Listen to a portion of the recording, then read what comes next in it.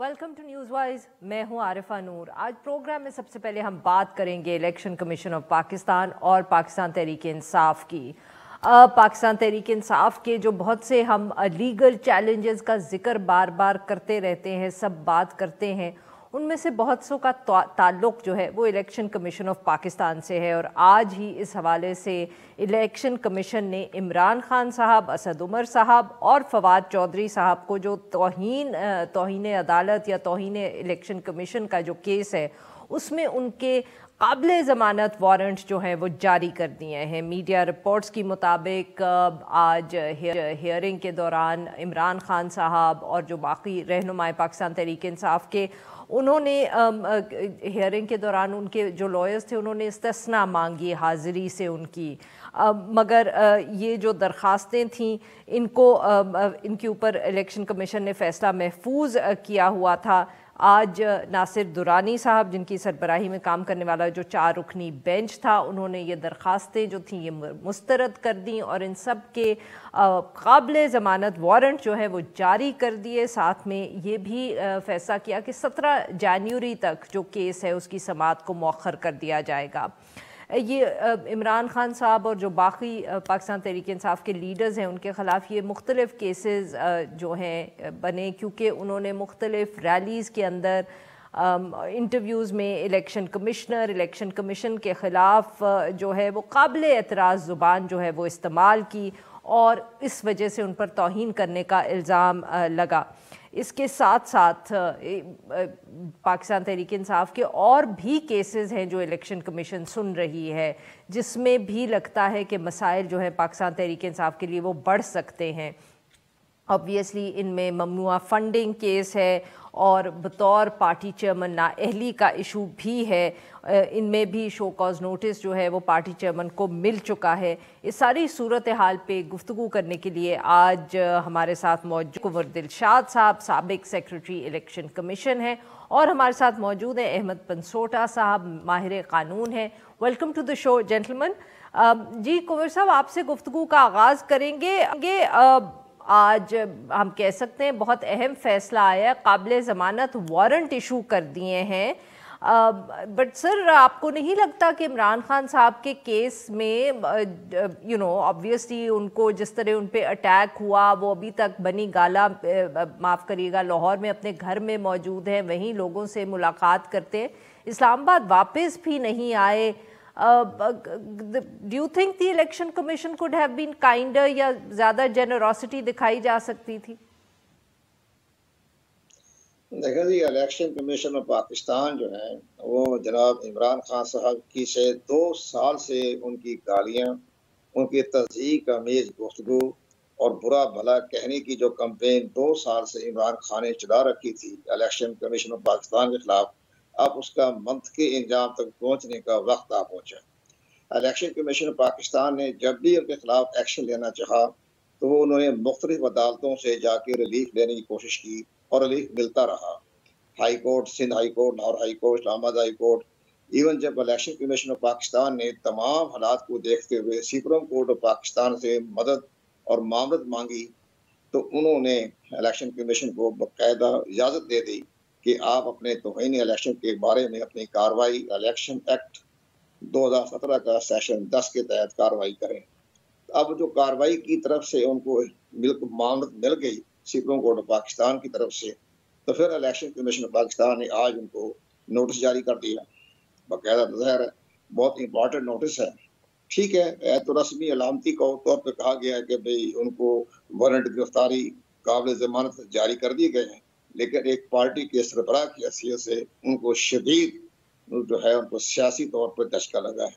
और साथ साथ उन्होंने फवाद चौधरी और असद उमर के बारे में भी सख्त नोटिस जारी कर दिया। और उस जो नोटिस मैंने पढ़ा है उस नोटिस में उन्होंने हवाले दिए हैं तमाम Islamabad high court, Lahore high court, Sindh high court और even supreme court of Pakistan का बकायदा वो दिया है कि हमें उनकी तरफ से कहा है कि आप नोटिस को कार्रवाई करें।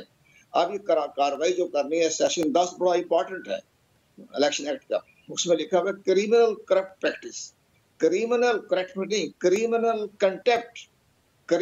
कंटेप्ट के तहत इलेक्शन कमीशन कार्रवाई कर सकता है और उनको मुकम्मल इख्तियारात हैं जो आर्टिकल 204 के तहत जो दिया बिल्कुल गया है ठीक सर। हाई कोर्ट के जज के बराबर। तो वो बहरहाल सख्त कानून जारी कर दिया है और वो 5 साल की सजा दे सकते हैं, बिल्कुल सही। 5 साल की सजा भी दे सकते हैं, बिल्कुल 3 सही साल सर। की यहाँ सजा मैं दे अगर सकते हैं, आप 5 साल इजाज़त की। दें तो मैं अहमद पंचोटा साहब को भी ज़रा गुफ्तगू में शामिल कर लूँ। जी अहमद पंचोटा साहब, हाँ जी, आपने मैं थोड़ा कुंवर सा दिलशाद साहब की बिल्कुल गुफ्तगू सुनी कि वो कह रहे हैं कि ऑफ कोर्स जिस किस्म की गुफ्तगू की इमरान खान साहब ने पाकिस्तान तहरीक इंसाफ के लीडर्स की, तो अगर मैं ज़रा ज़्यादा उनकी जिस तरह की उन्होंने बात की उसको आगे बढ़ाऊं कि शायद अब इलेक्शन कमीशन के पास कोई और रास्ता नहीं बचा था, और जो कोर्ट्स में, हाई कोर्ट में, सुप्रीम कोर्ट में कोशिश की, उधर से भी जिस किस्म के पैगामात आए, अब काफ़ी स्पेस है इलेक्शन कमीशन के पास ये एक्शन लेने की।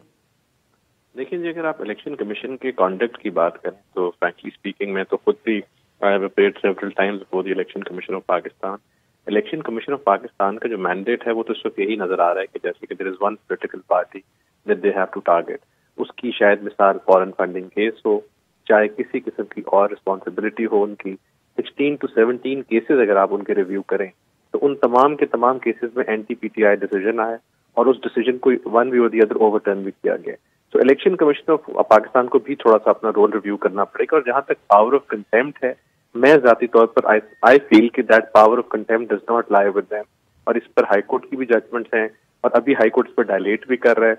और अगर आज आप इस्लामाबाद हाई कोर्ट की जो कार्रवाई हुई है उसमें आप बात को थोड़ा सा फॉलो करें तो उसमें भी यही कहा गया है कि इनको सुने बगैर, शो कॉज नोटिस दे के सुने बगैर जो है वो फैसला किया गया। तो that says a lot about their conduct. So I feel कि election commission of Pakistan will have to move forward with caution, otherwise फिर ये होगा कि उसके ऊपर से एतबार उठ जाएगा, बार बार हर चीज जो है वो कोर्ट में जाएगी। जी सर, आपने बात मुकम्मल कर ली। जी कुंवर दिलशाद साहब, सर ये बहुत अहम नुक्ता है जो अहमद पंचोटा साहब ने उठाया है कि अब जिस तरह इलेक्शन कमीशन का रवैया है, जिस तरह के उनके सारे केसेस पाकिस्तान तहरीक इंसाफ के खिलाफ हैं, तो ये तनकीद तो सर होगी और लोगों में भी इस पे बात होगी कि इलेक्शन कमीशन का एक ख़ास रवैया है पाकिस्तान तहरीक इंसाफ के खिलाफ जो बाकी जमातों के खिलाफ नहीं नज़र आता। इतनी एक्टिविटी भी नहीं नज़र आती, इतने केसेस भी नहीं नजर आते। दरअसल जी, तनकीद करना हर सियासी जमात के सरबराह को या जमात को हक पहुंचता है कि अपने इदारे के खिलाफ, फैसले के खिलाफ तनकीद कर सकते हैं, लेकिन तनकीद का भी तरीका को ज़ाब्ता इखलाक होता है। उसी ज़ाब्ता इखलाक की रोशनी में सर बट लार्जर जो पॉइंट है कि ममनुआ फंडिंग केस है तो वो भी पाकिस्तान तहरीक इंसाफ के खिलाफ सुना, फैसला आया, बाकी पार्टीज के खिलाफ कोई खास प्रोग्रेस नहीं हो रहा। कंटेम्प्ट ऑफ कोर्ट में भी जैसे वो आज कह रहे हैं इस्लामाबाद हाई कोर्ट ने भी कहा सुने बगैर नोटिस इशू, तो थोड़ा सा एक तासुर तो सर बनेगा ना इससे। तासर की बात नहीं होती, बात ये होती है कि जब आप गलतियां करेंगे, आइन और कानून के साथ की ज़ाब्ते की कार्रवाई के खिलाफ जाएंगे, जब ममनुआ फंडिंग का आपको सही तरीके से जवाब दिया गया, तमाम हालात सामने आ गए, सबूत सामने आ गए कि जनाब ममनुआ फंडिंग हुई है। अब ममनुआ फंडिंग के बारे में केस को रोकने के लिए इन्होंने मुख्तलिफ अदालतों से सहारा लिया। आज इस्लामाबाद हाई कोर्ट ने भी कहा है कि हम इलेक्शन कमीशन को कोई डायरेक्शन नहीं दे सकते क्योंकि वो आईनी इदारा है, उसने जो कार्रवाई करनी है आइन और कानून के मुताबिक करनी है। उनके पास इख्तियारात हैं, उनके पास बड़े वसी इख्तियारात हैं। करप्ट प्रैक्टिस रोकने के लिए आइन के आर्टिकल 218 ने मुकम्मल जमानत दी है और इसी तरह आर्टिकल 237 ने मुकम्मल जमानत दी है कि करप्ट प्रैक्टिस को रोक सकता है इलेक्शन कमीशन पाकिस्तान। अब ये ज़ाहिर है कि अपने तरीके से चलें, आप जमानतें ले रहे हैं तो इसके बाद आप अपने हुक्म इतना ही ले रहे हैं, स्टे ऑर्डर ले रहे हैं, इससे मामला तवील चला गया। अब इसके बाद फिर भी आप तनकीद करें, ठीक है तनकीद करें आप, हम भी सुप्रीम कोर्ट पर, हाई कोर्ट के फैसले पर तनकीद करते रहते हैं, लेकिन मामला ये नहीं होता कि आप ये ज़ातियात के ऊपर हमला कर दें। वो कमीना है, वो इस तरह की हरकतें करें, वो मरियम नवाज के घर में बैठा, उसके पाँव पकड़े बैठा हुआ, इस तरह की बातें करना नहीं सही सर। इतने बड़े इंटरनेशनल लीडर को बड़े तरीके से तनकीद करें कि हमें आपके फैसले पर तहफ़्फ़ुज़ात हैं, हम हाई कोर्ट जाएंगे, सुप्रीम कोर्ट जाएंगे, लेकिन किसी की ज़ातियात पर हमला करने से इदारे की साख कमज़ोर होती है। उस कमज़ोर से बचाने के लिए उन्होंने अपना एक्शन ले लिया। अब फैसल वाडा साहब तो जानते हैं हर चीज़ को, और भी हमारे दोस्त जानते हैं, लेकिन मसला ये होता है कि ये जो हैं फवाद चौधरी साहब ने माफ़ी मांगी, आजम स्वात ने माफ़ी मांगी, पहले तो बड़ी गालियां निकाली, हम नजर आतिश कर देंगे, जब उन्होंने एक्शन लेने का वक्त आया तो माफ़ी मांग ली, उन्हें छोड़ दिया, माफ़ कर दिया, ठीक है कोई बात नहीं, अदालतें माफ़ कर देती हैं। तब भी अगर ये हम चाहें, इसी तरह मैं आपको बड़ा अहम वाक़या सुनाता हूँ। ये नया बात नहीं है इमरान खान साहब के पास। सरदार रजा साहब जो थे चीफ इलेक्शन कमिश्नर, उन्होंने भी इसी तरह तलब किया था थ्रू आईजी इस्लामाबाद। तो उन्होंने माफी मांग ली और माफीनामा मेरे पास है। आप हैरान होंगी जिस बिल्कुल अंदाज ठीक। से सर उन्होंने अब जरा माफी। वक्त कम है तो अहमद साहब से भी एक कमेंट ले लूं, फिर सेगमेंट को क्लोज करना है। जी अहमद साहब, अब 17 जनवरी को बुलाया है इमरान खान साहब और बाकी लीडर्स को, आपके ख्याल में वो पेश होंगे? क्योंकि ऑब्वियसली अब तो वारंट्स तक बात पहुंच गई है। और व्हाट डू यू थिंक, आप क्या उनकी तरफ से क्या लीगल स्ट्रैटेजी हो सकती है पाकिस्तान तहरीक इंसाफ की तरफ से 17 जनवरी को? मुझे लगता है जी कि they will not appear and they will try to sort of challenge it, because जब आपके खिलाफ कंटेम्प्ट की कार्रवाई होती है आप उसको भी चैलेंज कर सकते हैं। सो आई पर्सनली बिलीव कि शायद अपेयरेंस जो है ना उसको अवॉइड किया जाएगा और कोशिश की जाएगी कि इलेक्शन कमीशन ऑफ पाकिस्तान से कोई डिसीजन ना लिया जाए। एंड इन दैट रिगार्ड उसके लिए चाहे कोर्ट जाना पड़े, चाहे उसको डिली डिलेइंग टैक्टिक्स करनी पड़े, कुछ भी करना पड़े, दे विल रिजॉर्ट टू। तो सर आपके ख्याल में ये जैसे कि अब कुंवर दिलशाद साहब कह रहे हैं और पहले भी तनकीद हुई है कि बस ताखीर ही करेंगे, इसको लटकाएंगे और पाकिस्तान तहरीक इंसाफ जैसे कि वो करती रही है? बिल्कुल, I think that is what I apprehend. उसकी वजह ये है, उसका एक रीजन तो आमतौर पर ये होता है कि आप अदालत में अगर let's say if you are wrong you don't want to go there, but here the reason is different. यहाँ पर वो आई थिंक पाकिस्तान तहरीक इंसाफ को उनके ऊपर पूरी तरह एतबार नहीं है, तो दे वुड वांट कि अवॉइड किया जाए एट एनी कॉस्ट। बहुत बहुत शुक्रिया हमारे दो मेहमानों का, उन्होंने मैच निकाला। प्रोग्राम के इस हिस्से में हम बात करेंगे मईशत की। आजकल इतनी गैर यकीनी की सूरत हाल है कि इस पे कमोबेश रोज़ ही गुफ्तगू हो जाती है। गुज़िश्ता रोज़ जनीवा कॉन्फ्रेंस हुई जहां जो मौसमियाती तब्दीली है और सैलाब की वजह से तबाही आई पाकिस्तान में, उस हवाले से एक डोनर्स कॉन्फ्रेंस जिसको हम कह सकते हैं वो की गई पाकिस्तान के लिए। आलमी बरादरी और जो मालियाती इदारे हैं उनसे मदद मांगने के लिए। तो वहाँ से जो अब तक यकीन दहानियाँ सामने आई हैं तो वो तकरीबन 10 अरब डॉलर के करीब हैं। दूसरी तरफ ये भी इत्तला आई है कि सऊदी अरब जो है वो देख रहा है कि क्या वो पाकिस्तान को जो डिपॉजिट्स हैं जो वो हमारे रिज़र्व्स के लिए मदद हमारी करते हैं उसमें कोई इंक्रीज़ कर सकते हैं, साथ में इन्वेस्टमेंट क्या और कर सकते हैं। वफाकी हुकूमत ऑब्वियसली इसको अपनी एक बहुत बड़ी कामयाबी करार दे रही है, मगर साथ साथ जो एक इशू है जिस पे अभी कोई ख़ास हम कह सकते हैं कि बेहतरी की खबर नहीं सुनाई दी, वो ये है कि IMF से जो अभी मुज़ाकरात हैं वो जारी हैं, कोई वहाँ से मुस्बत खबर नहीं आई। और इसके साथ साथ पंजाब में भी जो सूरत हाल है वो जूं की तू मौजूद है। एतमाद का जो वोट है वो अभी तक पाकिस्तान तहरीक इंसाफ और उसकी जो एक हुकूमत है पंजाब में उसने नहीं लिया, उन्होंने उसको मशरूत कर लिया है। जो अदालती फ़ैसला है जो कल हियरिंग होगी, इसके साथ साथ वफाकी वज़ीर दाखिला राना सनाउल्लाह साहब का एक अहम बयान सामने आया है। वो कह रहे हैं कि उनके जो नंबर्स हैं यानी कि PDM के नंबर्स जो हैं वो पंजाब में पूरे हैं, मगर उन्होंने कहा कि जो इस वक्त सूरत हाल है उसमें गवर्नर राज का इम्कान पैदा हो रहा है। इस सारी इशू पे गुफ्तगू करने के लिए, इन सारी बात पे गुफ्तगू करने के लिए हमारे साथ मौजूद है सीनियर रहनुमा पाकिस्तान मुस्लिम लीग नवाज़ के मोहम्मद ज़ुबैर साहब, तर्जुमान है मरियम नवाज़ साहिबा और नवाज़ शरीफ साहब। Welcome to the show sir. Zubair साहब, अगर पहले हम बात कर ले मईशत के हवाले से, ऑब्वियसली जनीवा कॉन्फ्रेंस में जो यकीन दहानी करवाई गई है वो तो शायद जो तवक्कुआत थी उससे भी बेहतर हुई है, पर सर साथ में हमें इट्स इक्वली इम्पॉर्टेंट कि IMF के साथ जो साइडलाइंस पर मीटिंग हुई वज़ीर ख़जाना की, उसमें से अभी तक कोई पॉजिटिव खबर या हम कहें कंक्लूसिव बात सामने नहीं आई। जी मेरे ख्याल दो चीज़ें अलग अलग हैं। तो पहले अगर हम वो जो कॉन्फ्रेंस है जो जेनेवा में हुई थी और जिसमें प्लेजेस आई हैं तकरीबन 10.5 या तकरीबन 11 बिलियन के करीब की प्लेजेस आई हैं, जो कि हम सब की तवक्कुआत से ज़्यादा हैं।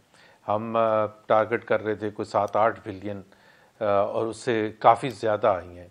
सो वो एक बहुत ही पॉजिटिव है। That also shows not just कि from the economic stand point के दुनिया हमारे साथ इस वक्त खड़ी है और वो महसूस कर रही है कि पाकिस्तान में जो सैलाब आया था उसमें पाकिस्तान ने सफ़र किया है और पाकिस्तानी अवाम की मदद करनी चाहिए। और इसका एक नतीजा है कि जिस तरह से पाकिस्तान की वफाकी हुकूमत ने इसको ड्रम अप किया, इस इशू को शोकेस किया, जिसमें बिलावल भुट्टो काफ़ी दफ़ा लोग काफ़ी क्रिटिसाइज़ भी कर रहे थे कि वो बार बार इधर उधर क्यों जाते हैं, तो उनके तरफ से वज़ीर आज़म की तरफ से बाकी जो दूसरे लोग हैं, एहसन इकबाल साहब की प्लानिंग मिनिस्ट्री ने बेहतरीन काम किया था। I mean very professional work to identify कि जी हमारी जो रिक्वायरमेंट्स हैं, क्योंकि ये ऐसा नहीं होता कि आप वो आ जाएंगे $11 बिलियन और आपकी फिर मर्जी होगी आपने क्या, ये प्रोजेक्ट रिलेटेड होगा कि आपने project, so it is not just कि जुबैर साहब, बट माफ़ करिएगा आपकी बात यहाँ काट रही हूँ, बट सर यहाँ ये भी याद रखने की ज़रूरत है कि बहुत सी जो मल्टीलैटरल कमिटमेंट्स हैं जैसे वर्ल्ड बैंक वगैरह की है, वो पहले ही उन्होंने अनाउंस कर दी थी, उन्होंने सिर्फ दोबारा अनाउंस किए हैं, ये नया पैसा नहीं है। जी बिल्कुल सही है। I think we should be transparent in what we say. तो ये नया पैसा नहीं है, वो तकरीबन $5-6 बिलियन बनता है, बट नेवरदलेस जाहिर सी बात है हमें तो चाहिए था, और उनकी रिकन्फर्मेशन इज़ ऑल्सो इम्पॉर्टेंट कि उन्होंने जो की है। तो वो उस पॉइंट ऑफ व्यू से ये बहुत ही पॉजिटिव है। अब इसमें से बहुत सा पैसा ऐसा है जो over a period of 3 years आएगा, तो ये भी वजाहत करने की ज़रूरत है कि इमीडिएटली नहीं होगा जो और प्रोजेक्ट सॉरी माफ करिएगा सर, आपकी बात इसलिए काटी क्योंकि ब्रेक में जरा वक्त कम रह गया। अगर आप आईएमएफ के हवाले से भी बात कर लें, आईएमएफ का ब्रेक नहीं हुआ, जी अब वहाँ नहीं हुआ। जो स्टेटमेंट इशू हुई है फाइनेंस मिनिस्ट्री की तरफ से, वो just refers to the fact कि जी बातचीत हुई है। उसमें जो क्रिटिकल इशू था कि जी वहाँ से स्टाफ लेवल के डेलीगेशन कब आएगा जिसके बेसिस पर हम बातचीत शुरू करेंगे, उनके अभी कंसर्न्स जो हम उनको कह रहे हैं सिंपल वर्ड्स में कि हाथ हल्का थोड़ा सा रखें, क्या वो तैयार हुए हैं हल्का रखने के लिए या नहीं तैयार हुए, तो it is not yet there. और वो आईएमएफ, इससे ज़्यादा इम्पॉर्टेंट इज़ आईएमएफ, ये जो डोनर्स कॉन्फ्रेंस है, आईएमएफ का आना, कमिट करना और फिर ट्रांश रिलीज़ करना will set the stage for Pakistan economic recovery. इससे नहीं इकोनॉमिक रिकवरी आएगी, ये तो उससे फ्लड से रिलेटेड है। तो इकोनॉमिक रिकवरी अगर हमने करनी है तो जाहिर सी बात है IMF is the only way forward, और उसके बेसिस पर फिर मल्टीलैटरल एजेंसीज और इवन फ्रेंडली कंट्रीज सबके पैसे जो है उनसे डिपेंडेंट है। तो सर इससे फिर क्या हम ये समझें कि जो वज़ीर आज़म साहब ने कॉल की आईएमएफ के ऑफिशियल से बात की और वहाँ भी उन्होंने रिक्वेस्ट की कि ज़रा मतलब कि कंडीशंस को सॉफ्ट कर ले, अभी तक कोई आईएमएफ के रवैये में फ़र्क नहीं पड़ा? आई मीन जब वो हमारा डेलीगेशन डार साहब से बात होगी तो पता चलेगा कि वो तो एक होता है ना, बिटवीन द लाइंस भी आपको समझना होता है as you engage with them. तो जो कल उनकी वीडियो कॉन्फ्रेंस थी, तो उसके बाद तो all we know is a statement that has been release by the finance ministry, उसमें तो कोई डिटेल्स नहीं है। तो वो उनसे पता चलेगा कि उनके एटीट्यूड पे क्या कोई चेंज है या नहीं है। देखिए ये स्टाफ लेवल टॉक्स जो हैं ये अक्टूबर में होनी थी, अब हम बात कर रहे हैं जनवरी की, सो वी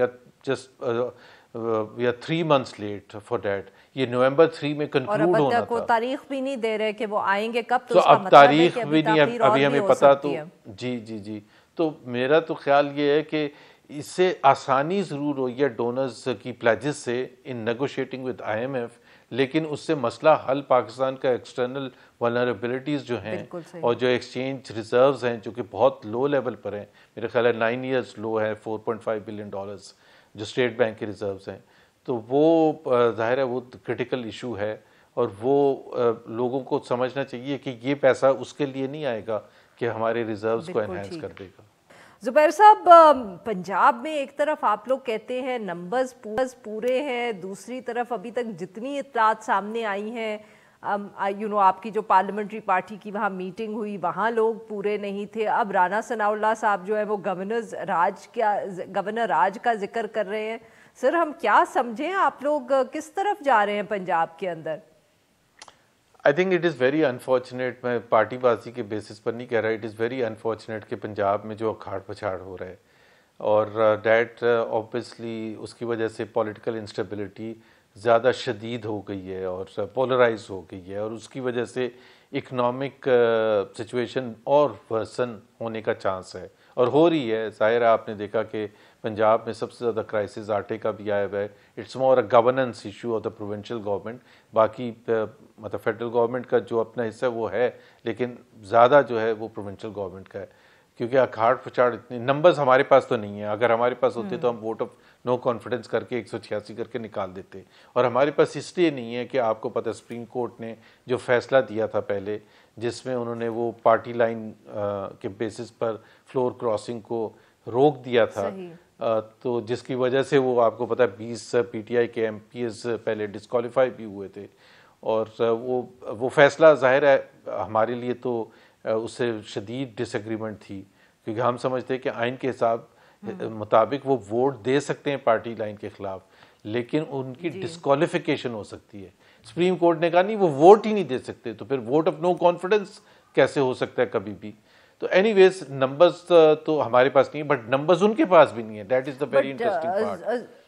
बट जुबैर साहब, यहाँ ये भी तो इशू है ना कि मतलब कि उन्होंने कल, आप जैसे कह रहे हैं कि एक तरफ तो ख्वाजा आसिफ साहब, राना सनाउल्लाह बार बार कहते रहते हैं कि नंबर्स हैं, मगर दूसरी तरफ पाकिस्तान तहरीक इंसाफ कहती है कि जी देख लें, हमने तो लॉज पास करवाए हैं गुज़िश्ता रोज़ पार्लियामेंट से, नंबर्स हमारे पास पूरे ना होते तो हम ये करवा कैसे सकते थे। देखिए ना, एक तो मैं आपको ये बता दूं कि situation, Arifa you will agree with me कि अगेन मैं पार्टी के बेसिस पर नहीं बात कर रहा, बट इतनी ख़राब हो गई है पंजाब असेंबली के हवाले से कि the counting can not be determined कि जी कितने काउंट्स थे। मतलब इट इज सो अनफॉर्चुनेट। आपने देखा था जब पहले भी हमजा का मतलब आप ये कह रहे हैं कि इतना मतलब कि वो बदतमीजी, तूफाने बदतमीजी होता है असेंबली में कि काउंट नहीं हो सकता, काउंट हो ही नहीं सकता, काउंट हो ही नहीं सकता। और मैं आज अपनी प्रेडिक्शन बता दूं, मोस्ट प्रोबेबली जाहिर है वो वोट ऑफ कॉन्फिडेंस नहीं लेंगे, और अगर लेंगे तो वो जाहिर है 186 नहीं शो कर सकेंगे। हम वोट ऑफ नो कॉन्फिडेंस नहीं कर सकते, तो फिर वो जो तीसरा मरहला है कि जी जितने भी असेंबली में मौजूद होंगे लोग, वो उनकी मेजॉरिटी विल डिटर्मिन कि किसकी हुकूमत बनेगी। मैं उस वक्त भी बता दूं कि क्योंकि चीफ जो स्पीकर साहब हैं वो पीटीआई के, उन्होंने वो हंगामा करवाना है कि आपको यही नहीं पता चलेगा कि मेजॉरिटी थी किसकी। तो पहले भी हमने देखे ना हमजा के इलेक्शन में, तो वो ले जाएंगे ना, मतलब कि इन द सेंस कि वो जो रन ऑफ इलेक्शन में होता है कि जितने लोग मेंबर्स वहां मौजूद हैं उनमें से नंबर्स किसके ज्यादा हैं, वो तो पाकिस्तान तहरीक इंसाफ और पीएमएलक्यू एस्टैब्लिश कर लेगी। नहीं, एक सेकंड, जरूरी नहीं है ना, मैं तो सिर्फ मैं दूसरी तरफ इशारा कर रहा हूं। आप कह रहे हैं कि वहां भी नहीं। अच्छा, वहां भी इतना हंगामा होगा कि स्पीकर काउंट में ही डंडी मार देगा कि जी नहीं इनके हो गए नंबर, इनके 182 है, इनके 173 है या वॉटेवर। क्योंकि मतलब इतना खराब माहौल हो गया है कि as normal human beings we can not even demonstrate कि जी अच्छा काउंटिंग कैसे होगी। अब ये जो आपने बिल की बात की थी उसमें भी ऐसे ही हुआ था। किसने कहा था कि उनके कितने वोट्स पड़े थे? We don't even know because speaker just ran it over. तो हमें तो पता ही नहीं चला कि मेजॉरिटी थी या नहीं थी। तो बहुत ही ज्यादा कि यस कहने वाले ज्यादा थे या नो कहने वाले ज्यादा थे, we don't even know and no one can say. वहां जो प्रेस गैलरी में लोग बैठे थे, क्या वो महजब तरीका है काउंटिंग का या डिटर्मिन करने का कि जी आपके पास मेजॉरिटी थी और आपने बिल पास करा लिया? So I mean, तो सर फिर it has come to that stage, and it favors Imran Khan. Actually, it favors Imran Khan. Imran Khan ने, बात तो ये ना कि इमरान खान ने ही किस्सा छेड़ा था ना कि जी वो असेंबली से रिजाइन कर देंगे, असेंबली को तोड़ देंगे। The fact of the matter is Imran sir resign नहीं करेंगे, आपका ख्याल में अभी नहीं करेंगे? बिल्कुल भी नहीं करेंगे, क्योंकि एक तो ये है कि vast majority they don't want, because कोई अल्टरनेट प्लान भी है ही नहीं कि जी इसको करके फिर क्या पॉलिटिकल फ़ायदा होगा। इमरान खान को ये सारी सूरत हाल सूट करती है, वो एक हिजानी कैफियत रखना चाहते हैं, वो असेंबली में ऐसा माहौल रखना चाहते हैं। तो हिजानी कैफियत को जो है वो इंक्रीज करें ना, आपको क्या जरूरत थी फिर जब आपके पास नंबर्स नहीं थे कि आप एतमाद का वोट करें, फिर वोट तो आपने वापस ले लिया ना, ये जो शराफत से। नहीं सर, बट गवर्नर का तो अभी तक वही है ना। और सर साथ में फिर ये भी तो सूरत हाल है ना, जो राना सनाउल्लाह साहब ने कह दिया कि गवर्नर रूल लगा देंगे, तो ये भी हम समझें कि जैसे इमरान खान साहब धमकी दे रहे हैं डिसइल्यूजन की, उसी तरह आप लोग भी धमकी दे रहे हैं, आप कर तो नहीं पाएंगे ये? देखिए, एक तो सबसे पहले गवर्नर रूल लगाने से पहले ये डिटर्मिन करना कि अगर वो वोट ऑफ कॉन्फिडेंस नहीं लेते हैं तो नेचुरली हम लोग जाएंगे कोर्ट में, और कोर्ट में हम जाके कहेंगे कि जी गवर्नर साहब भी जाएंगे कि जी मैंने एक डायरेक्शन दी है जो कि with in his constitutional right है कि जी आप वोट ऑफ कॉन्फिडेंस लें, और ये कह रहे हैं कि जी आपका राइट नहीं है या अनकॉन्स्टिट्यूशनल है आपका ऑर्डर स्पीकर को करने का। तो फिर हमारी की चॉइस होगी कि कोर्ट जाएं। कोर्ट जो भी फैसला करेगा, and I am sure court ये फैसला करेगा कि हाँ गवर्नर के पास ये राइट है इरिस्पेक्टिव ऑफ द सर्कमस्टांसेस और व्हाटएवर कि जी वो वोट ऑफ कॉन्फिडेंस लें, तो फिर इनको लेना पड़ेगा वोट ऑफ कॉन्फिडेंस। ये इमरान खान इसको ऐसे ही ड्रैग करना चाहते हैं कि जी ड्रैग होता रहे, कोई काम ना हो, हिजानी कैफियत हो, पॉलिटिकल इंस्टेबिलिटी हो, वो that should lead to economic. हाल तो ये है कि एक तो इमरान से बिल्कुल इत्तेफाक है, बट ये बताए ना फिर इसका हल क्या है? मगर वो तो ना, अगर इमरान खान साहब ऐसा करना चाह रहे हैं तो आपकी जमात या आप जो एलाइड पार्टीज है वो भी तो कोई पॉलिटिकल स्टेबिलिटी की तरफ एफर्ट्स नहीं कर रहे। नहीं देखे ना, हमने तो ये बात छेड़ी भी नहीं थी कि पंजाब असेंबली में क्या हो, उसको तोड़ना चाहिए नहीं तोड़ना चाहिए। और इमरान खान अगर उनकी नीयत साफ होती तो वो पहले दिन तोड़ देते। वो ये थोड़ा कहते कि नेक्स्ट फ्राइडे मैं तोड़ूंगा, ऐसे थोड़ा तोड़ते। क्यों कोशिश कर रहे हैं सर? आप रोकने की क्यों कोशिश कर रहे हैं? चलिए ये बता दें कि वो तो है जानी कैफियत पैदा कर रहे हैं, तो आप लोग जो रोकने की कोशिश कर रहे हैं वोट ऑफ नो कॉन्फिडेंस या गवर्नर का वोट ऑफ कॉन्फिडेंस, क्यों कोशिश कर रहे हैं जब आपके पास नंबर ही नहीं है? जी बिल्कुल सही बात है, आपका क्वेश्चन बिल्कुल सही है, that is the key question. बात यह है कि हर पॉलिटिकल पार्टी का ये राइट होता है कि वो कब चाहता है कि इलेक्टोरल प्रोसेस हो। अब फेडरल लेवल पर नेशनल असेंबली में वो प्रोसेस होगा रन अक्टूबर में हमारे तरजीह के मुताबिक, और पाकिस्तान में जैसे होता रहा है हमेशा से कि जी प्रोविंशियल असेंबली और नेशनल असेंबली के इलेक्शंस एक साथ होते हैं।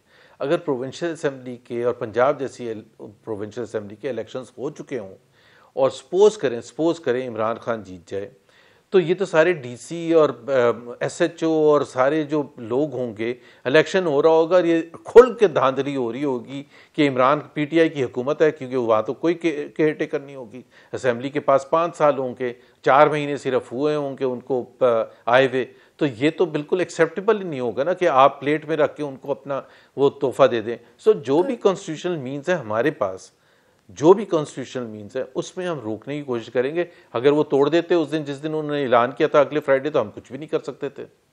नहीं सर, बट आप फिर बेसिकली ये भी तो मैं कह सकती हूँ ना, ये सवाल पूछ सकती हूँ कि क्योंकि वफाकी हुकूमत आपके पास है तो आपका ख्याल है कि ये आपका फैसला है कि कब जनरल इलेक्शन होगा, मगर पंजाब की हुकूमत उनके पास है, मगर आप ये नहीं चाहते कि वो फैसला करें कि पंजाब का इलेक्शन कब होगा।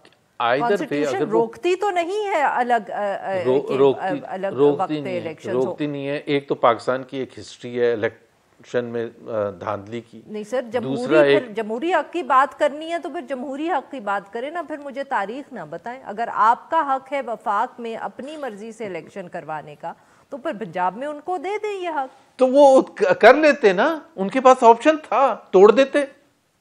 अभी आप मुझे बताएं, स्पीकर जो चीफ मिनिस्टर है, सर आपने कहा कि हैजानी सूरत हाल है, हैजानी सूरत हाल अगर पंजाब में है तो उसके तो फिर सर आप भी तो उतने ही जिम्मेदार है ना जितने वो हैं।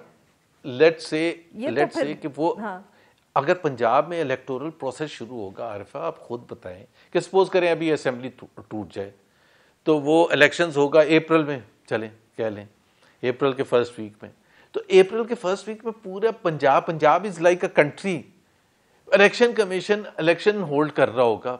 एक तो उसके इलेक्शन रिजल्ट्स इमरान खान ने मानने ही नहीं, अगर वो हार जाते हैं तो क्या मानेंगे वो? उन्होंने पूरा नेशनल जनरल इलेक्शंस को सबोटाज कर देना उसके बाद। तो या तो ये अच्छा, फिर सबसे बड़ी बात ये, अभी तो वो इमरान खान यही एग्री नहीं कर रहे कि ये चीफ इलेक्शन कमिश्नर के अंडर इलेक्शन होए, तो इलेक्शन किसके अंडर होंगे? पहले वो जो बेसिक्स हैं उसको तो तय कर लें। अगर उसी को तय नहीं किया हुआ तो हम कैसे इलेक्टोरल प्रोसेस में जाएं? ये वैसे और इश्यूज है जो सर, चले वक्त खत्म होने वाला है। सर ये तो बताइएगा सर कि अब मरियम नवाज साहिबा कहीं जो वापस आ रही हैं जनवरी के आखिर तक, क्या वो इसलिए पार्टली ये तो वजह नहीं है कि आप लोगों को डर है कि सचमुच आपकी कोशिशों के बावजूद पंजाब में इलेक्शन हो जाएगा? नहीं, ये तो इंडिपेंडेंटली आ रही है। हमारे नज़दीक, हमारे लिहाज से तो इलेक्शंस में बहुत कम टाइम रहता है, जनरल इलेक्शंस में डेट इंक्लूड्स हमारे हिसाब से provincial assembly elections and so on. हमारी हुकूमत है, पार्टी हुकूमत कर रही है और वो उसमें ज़ाहिर है फैसला साजी जो भी होती है हुकूमत को रिक्वायर्ड होती है, चाहे वो प्रेसिडेंट है पार्टी के, वो प्राइम मिनिस्टर हैं, पंजाब के प्रेसिडेंट राना सनाउल्लाह है and so on and so fourth, सारे तो हुकूमती जिम्मेदारियों में लगे हुए हैं। तो पार्टी की रिस्ट्रक्चरिंग, पार्टी की ऑर्गेनाइजेशन वो कौन करेगा? सो ये तो हमारी एक खुशकिस्मती है कि the most popular leader is sitting outside the government, and why not use her to drama up sport and reach out to people of Pakistan and to showcase कि हम भी पॉलिटिक्स कर सकते हैं, सिर्फ इमरान नहीं कर सकता, और तैयारी करें इलेक्शंस की जो हमारा रियल हदफ है। बिल्कुल सही, बहुत बहुत शुक्रिया ज़ुबैर साहब, आपने हमारे लिए वक्त निकाला। प्रोग्राम के आखिर में हम जिक्र करेंगे आटे के बहरान का। पिछले दिनों में हमने देखा कि मुल्क भर में आटे की जो कीमतें हैं वो बढ़ रही थीं और साथ में उसकी किल्लत की भी इत्तलात आ रही थीं, और इसी तनाजुर में जो सूबाई हुकूमतें हैं फ़ैसला किया गया कि सरकारी जो गंदम है उससे एक बहुत बड़ी मकदार जो है वो रिलीज़ की जाएगी ताकि इस मसले को हल किया जाए। पंजाब, सिंध, बलूचिस्तान, खैबर पख्तूनख्वा में हर तरफ से ये इत्तलात आ रही थी कि न सिर्फ आटे की किल्लत है बल्कि उसकी जो कीमत है वो भी बढ़ती हुई दिख रही है। हर जगह से ऐसे मनाजिर सामने आए कि लोगों के हजूम जो हैं वो सेल पॉइंट्स पे नज़र आ रहे हैं, वो आटा ख़रीदने की कोशिश कर रहे हैं सस्ती कीमतों पर, और इसकी वजह से ही फिर सूबाई हुकूमतों ने ये फ़ैसला किया कि फ्लोर मिल्स के लिए जो सरकारी गंदम है उसका कोटा बढ़ाया जाए। इसके बाद ये इत्तलात भी सामने आई हैं कि जो आटे की कीमतें हैं वो कुछ इलाकों में कम हुई हैं बलूचिस्तान में, मगर अब भी जो बहरान है वो कहा जा रहा है कि जारी है। सारे मामले पे गुफ्तगू करने के लिए साथ मौजूद है आसिम रज़ा अहमद साहब, पाकिस्तान फ्लोर मिल्स एसोसिएशन के चेयरमैन हैं। Welcome to the show sir. जी आसिम साहब, क्या सूरत हाल है इस वक्त, कुछ हमें बताएं। और ये एकदम क्राइसिस जो था, लगा कि जैसे दिनों में ही बहुत मसला जो है वो बढ़ा है।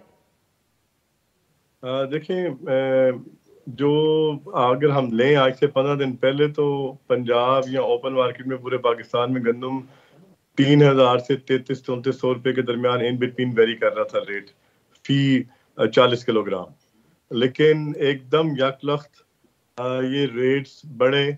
उसकी बेसिक रीजन ये थी कि पूरे जो सूबाई फूड डिपार्टमेंट्स हैं वो पूरी गंदम का इजरा नहीं कर रहे थे। जिस तरह KPK के अंदर पिछले साल इन्हीं दिनों में 7,000 टन इशू की जा रही थी, इस दफा 5,000 टन इशू की जा रही थी। सिंध के अंदर पिछले साल 11,000 टन थी, इस दफा 8,000 टन चल रही थी। पंजाब में 25,000 टन का इजरा किया जा रहा था, तो आज से सिर्फ 10 दिन पहले 8,500 और कुछ 4-5 दिन पहले 21,500 किया गया, जो आज मैं समझता हूँ बढ़ा के 26,000 किया गया। और इसी तरह बलूचिस्तान अगर देखें तो वफाक ने उनको गंदम नहीं दी थी, 2 दिन पहले सिर्फ 15,000 टन दी गई, जिससे उनका रिलीज शुरू हुई, बाकी गंदम उनको आएगी। तो ये सारे ये सूबाई हुकूमतों ने क्यों ये इस तरह का फैसला किया? क्या वही जो इसकी भी तो कोई वजह होगी कि एकदम क्यों उन्होंने अमाउंट्स और सब ने अक्रॉस द बोर्ड सारी सूबाई हुकूमतों ने ऐसा किया? देखिए, नॉर्मली ये होता है कि जैसे जैसे मार्केट में गंदम की प्राइस ओपन में ऊपर जाती है और ज़रूरत बढ़ती है तो फूड डिपार्टमेंट्स अपनी इशू को बढ़ाते जाते हैं ताकि मार्केट में डिस्टॉर्शन ना आए और रेट जो उनसे हैं वो बैलेंस्ड रहे। लेकिन इस दफ़ा ये मैटर ओवरलुक हुआ। मैं समझता हूँ शायद सियासी सूरत हाल ऐसी थी कि और तरफ उलझे रहे, उन्होंने इस तरफ ध्यान नहीं दिया। लेकिन अब जैसे ही 26,000 टन पंजाब की आवाज आई, मार्केट में गंदम की प्राइसेस कम होना शुरू हो गई और सिंध ने अभी तक नहीं बढ़ाया, लेकिन वहाँ भी इफेक्ट आया है गंदम की प्राइस का कम होने का। अभी जरूरत है इस समर की कि सिंध और KPK भी जो पिछले साल इशू कर रहे थे उतनी गंदम का इजरा करें ताकि मार्केट स्टेबल रहे और रेट्स जो उनसे हैं वो दोबारा ऊपर ना जाए। सर ये बताइएगा कि इस सारा जो ये बहरान रहा है पिछले दिनों में, क्या इसका कुछ ताल्लुक है, क्योंकि बहुत पहले ये भी तो अब कुछ अरसा पहले इत्तलात आई थी कि जो इस दफ़े सैलाब आए, बारिशें हुई, तो उसमें बहुत सी गंदुम जो थी वो हमारी ख़राब भी हुई है, डिस्ट्रॉय भी हुई है।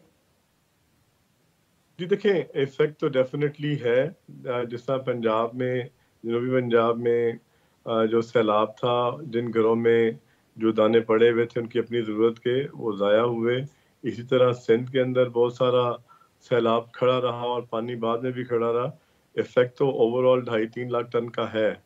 तो ये 2.5-3 लाख टन भी थोड़ी क्वांटिटी नहीं है, और वो आप बेस करते हैं फ्लोर मिल्स की ग्राइंडिंग के ऊपर। फ्लोर मिल्स को जो गंदम दी जाती है वो दी जाती है अर्बन पॉपुलेशन के लिए। तो देहातों से जो प्रेशर था टू शहरी इलाकों में, और शहरी जो हमारी फ्लोर मिल्क का आटा है वो बड़ा है पिछले साल की निस्बत। तो इस वजह से ये एक बड़ा फैक्टर है। एक और चीज भी इसके पीछे थी, वो ये थी कि बट सर, लास्ट आपने ईयर, अभी शुरू में जब बात की, माफ़ करिएगा आपकी बात यहाँ काट रही हूँ, बट शुरू में जब आपने बात की तो आपने सिर्फ जो हुकूमतों की तरफ से सप्लाई है उसका जिक्र किया। क्या इस साल डिमांड भी बढ़ी है, जैसे आप कह रहे हैं कि सिर्फ ये शहरी इलाकों के लिए होता है, और अगर गंदम का क्रॉप ख़राब हुआ तो इसका मतलब है कि देही इलाकों में भी डिमांड बढ़ी होगी? देखें 11,000 टन का तो शॉर्टफॉल स्ट्रेट अवे गंदम के इशू का है। हम अगर इसको रजिस्टर करते हैं कि पिछले साल जो गंदम का इजरा किया जा रहा था फूड डिपार्टमेंट की तरफ से, उसमें दिसंबर के अंदर स्ट्रेट अवे 11,000 की कमी थी। उसके साथ इन एडिशन टू दैट ये जो सिंध के अंदर था इफेक्ट, वो भी एक कार फरमा हुआ। तो दोनों चीजें हैं, इसमें कोई एक चीज नहीं है, दोनों चीजों का इफेक्ट है। सही। सर ये बताइएगा कि कुछ लोग ये भी कह रहे हैं कि ये मसला 1-2 साल से चल रहा है और उसमें कुछ एडमिनिस्ट्रेटिव इस तरह के सूबाई लेवल पे भी जो डिस्टॉर्शंस है ना, कि सपोर्ट प्राइस मुख्तलिफ अनाउंस हो रही हैं मुख्तलिफ सूबों में, उससे भी फ़र्क पड़ रहा है। ये जो 3 सालों से इशू आया, मैं समझता हूँ ये जीआईटी की रिपोर्ट के वजह से, उसके बाद से शुरू हुआ। जब जीआईटी की रिपोर्ट आई तो उसमें कहा गया कि पंजाब में जो अपना गंदम की तरसील है टू फ्लोर मिल्स, वो पॉपुलेशन बेस्ड नहीं की जा रही बल्कि रोलर बॉडीज पे की जा रही है। जब तक तो ये की जा रही थी रोलर बॉडीज के ऊपर, पंजाब में कहीं कोई रिस्ट्रिक्शन नहीं होती थी और इजीली मूवमेंट थी, पूरा पंजाब खुला हुआ था। लेकिन जब से जीआईटी की रिपोर्ट के अंदर आते हुए ये पॉपुलेशन बेस्ड वीट रिलीज होती है, तो हर मिल को बाउंड किया जाता है कि वो अपने डिस्ट्रिक्ट में सिर्फ आटे की सेल करे, वो बाहर ना जाए। तो मैं समझता हूँ जब आप किसी काम को लिमिट करते हैं और रिस्ट्रिक्ट करते हैं तो उसके फिर ये नुकसानात भी होते हैं। वो जैसा कि हम पिछले 2 सालों से जीआईटी की रिपोर्ट के बाद से देख रहे हैं कि जब से जीआईटी की रिपोर्ट पे अमल करते हुए पॉपुलेशन बेस्ड वीट रिलीज की जा रही है टू फ्लोर मिल्स, उसके बाद से ये बड़ा प्रॉब्लम हम देख रहे हैं कि डिस्टॉर्शन रहती है। बहुत बहुत शुक्रिया सर, आपने हमारे लिए वक्त निकाला। नाजरीन, आज इतना ही। We'll be back tomorrow at the same time.